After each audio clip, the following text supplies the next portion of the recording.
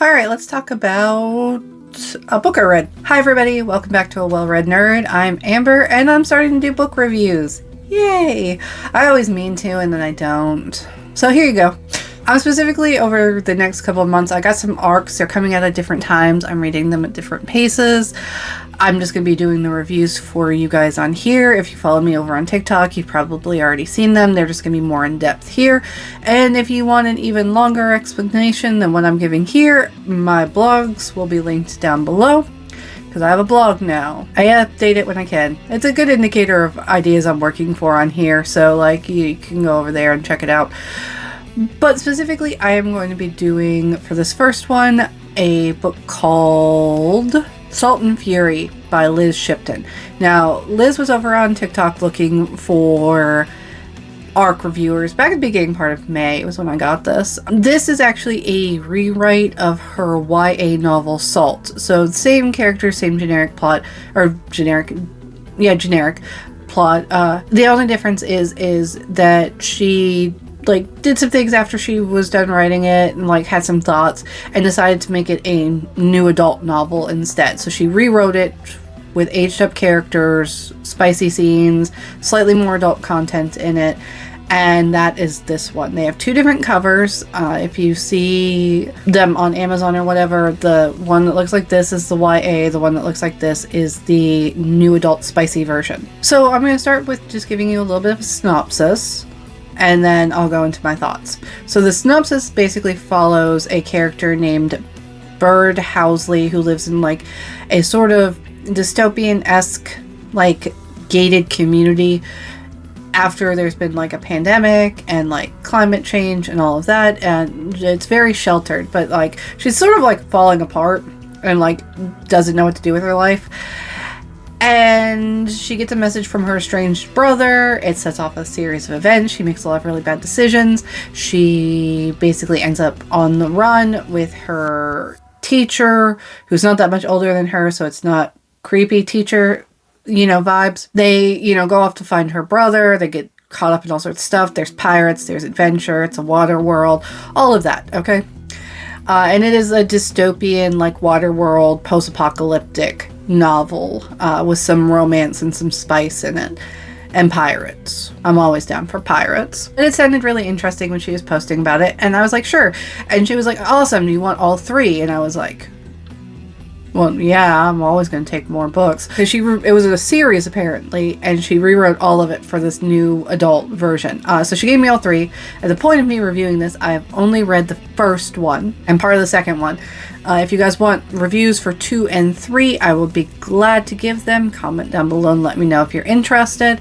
It's just going to be a while because I'm working on other ARC stuff, like the first ones in series for different people, so I can get reviews out for them. But overall, I will say this. The book is first person. This is the first person book I've actually managed to finish this year, and I think it's because she's an indie author. It's one of her first books, even though it's a rewrite. She writes first person a lot like third person, and I don't know how to describe that.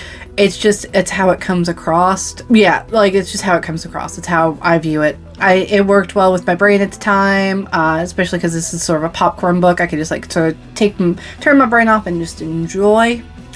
And I really like that. This is a 4-star book.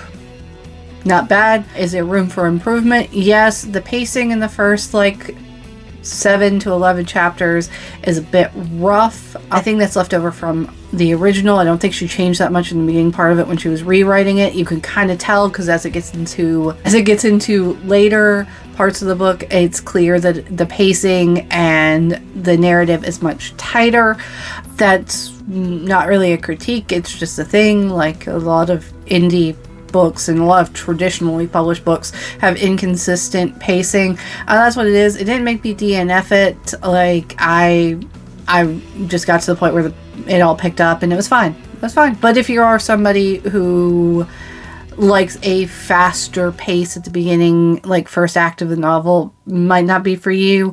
I can still give it a try, but it just might not be for you. Overall, I didn't like most of the characters at various points in this novel, except for the dog. I always liked the dog. I always like dogs.